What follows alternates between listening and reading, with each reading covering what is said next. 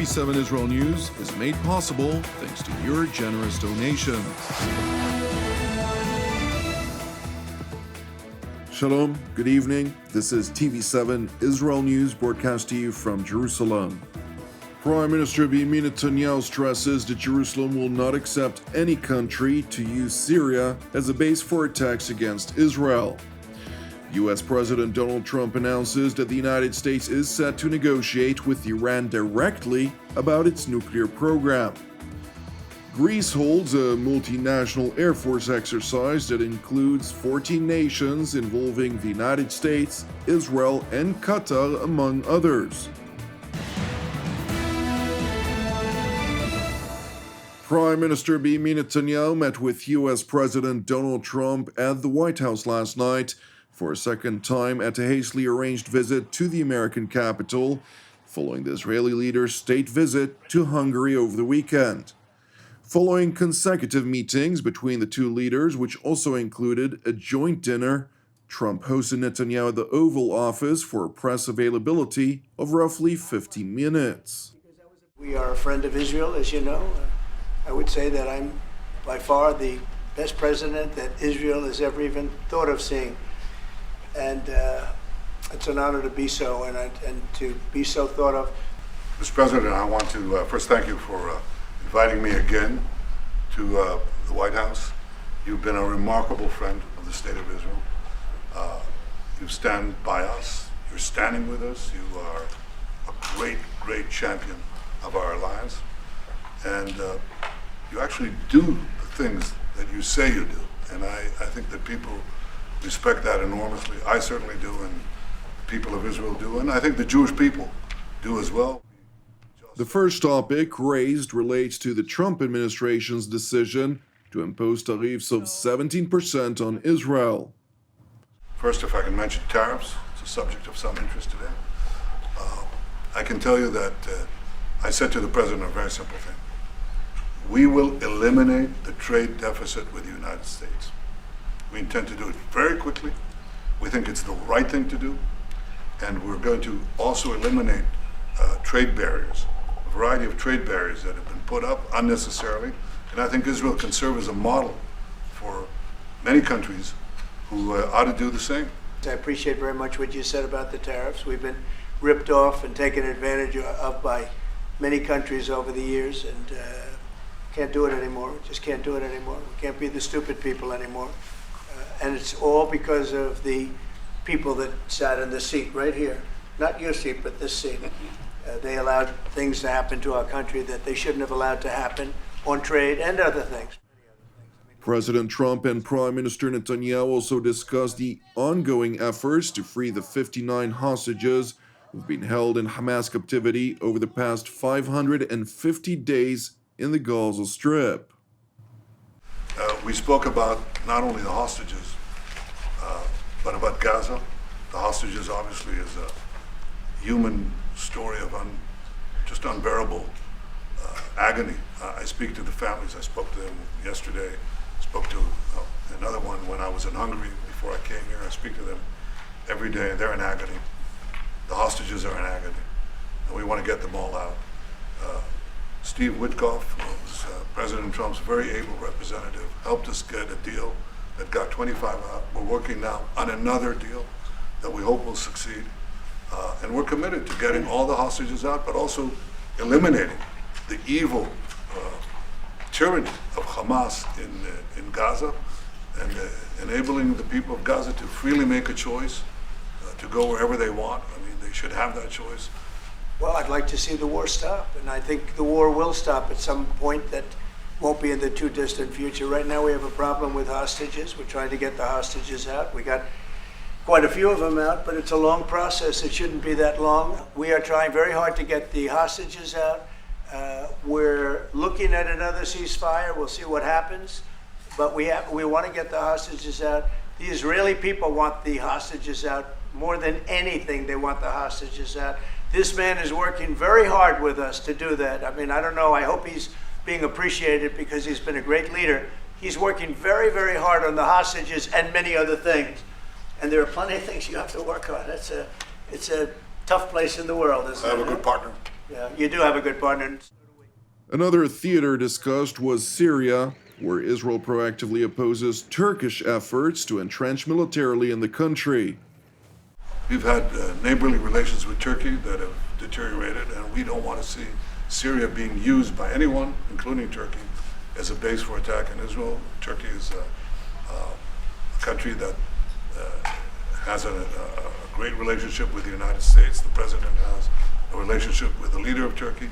We discussed how we can avoid this conflict in a variety of ways, and I think we can't have a better interlocutor than the President of the United States for this purpose. Any problem that you have with Turkey, I think I can solve. I mean, as long as you're reasonable. You have to be reasonable. We have to be reasonable. Thank you very much. President Donald Trump and Secretary of Defense Pete Hegseth, who alongside Washington's top political and security brass was also present at the meeting, seized the opportunity to address U.S. Central Command's successful military campaign against the Iranian proxy Ansar Allah, which is dominated by the Houthi tribe in Yemen. The Houthis, we've been very tough and very successful militarily. We've really damaged them badly. These were people shooting down ships and other things, by the way, flying objects like airplanes. And we've put a major hurt on the Houthis, which nobody's been able to do. We've really hit them hard, and they know it, and they don't know what to do. And it's every night, night after night, and we've gotten many of their leaders and their experts. They're experts on missiles. I mean, they actually make missiles. Nobody thought that, but they make missiles. They're highly sophisticated, and they're very tough, but they've been very badly damaged. Nobody else was able to do that. Bad 3 weeks for the Houthis, and it's about to get worse. It's been a devastating campaign, whether it's underground facilities, weapons manufacturing, bunkers, troops in the open, air defense assets. We are not going to relent, and it's only to get more unrelenting until the Houthis declare they will stop shooting at our ships. And we've been very clear, the Iranians as well, they should not continue to provide support to the Houthis, and that message has been made very clear. Prime Minister Benjamin Netanyahu and President Donald Trump also spoke about the Islamic Republic of Iran and its blatant efforts to develop nuclear weapon capabilities, to which Jerusalem and Washington are vehemently opposed. Look, we're both united in the goal that Iran does not ever get nuclear weapons. If it can be done diplomatically in a full way, the way it was done in Libya, I think that would be a good thing. But whatever happens, we have to make sure that Iran does not have nuclear weapons. We're having direct talks with Iran, and they've started. It'll go on Saturday. We have a very big meeting, and we'll see what can happen. And I think everybody agrees that doing a deal would be preferable to doing the obvious.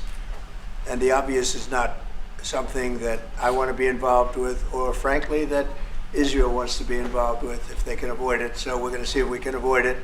But it's getting to be very dangerous territory. We're dealing with them directly.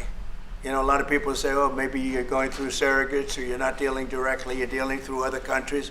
No, we're dealing with them directly, and maybe a deal is going to be made. That would be great. It would be really great for Iran, I can tell you that. It is important to know that while President Trump stressed that the negotiations with Iran will be direct, the Islamic Republic's Foreign Minister, Abbas Araghchi, published a statement on his X account in which he claimed the negotiations would be indirect. However, subsequently, Russia's Kremlin spokesman revealed that both direct and indirect talks were scheduled to take place in the Sultanate of Oman. We know that certain U.S. Iranian contacts, direct and indirect, are planned in Oman. And, of course, this can only be welcomed because it may lead to a de-escalation of tensions around Iran.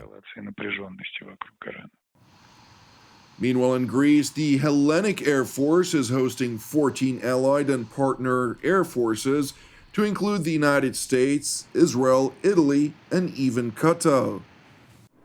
A NEOFOS exercise is an INVITEX exercise that takes place for the last over 10 years in Greece.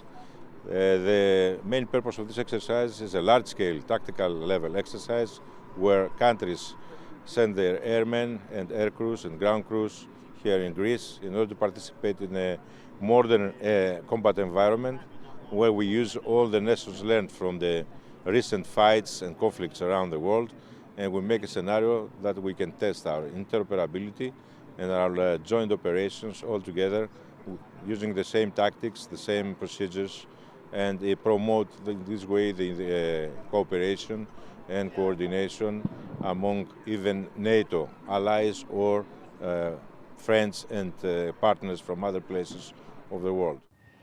The exercise, which runs through April 11th, that also includes airmen from Spain, Slovenia, Poland, Montenegro, and France, aims to also focus on offensive and defensive counter-air operations, strategic air missions, combat search and rescue, integrated air and missile defense, and time-sensitive targeting. Thank you for watching TV7 Israel News.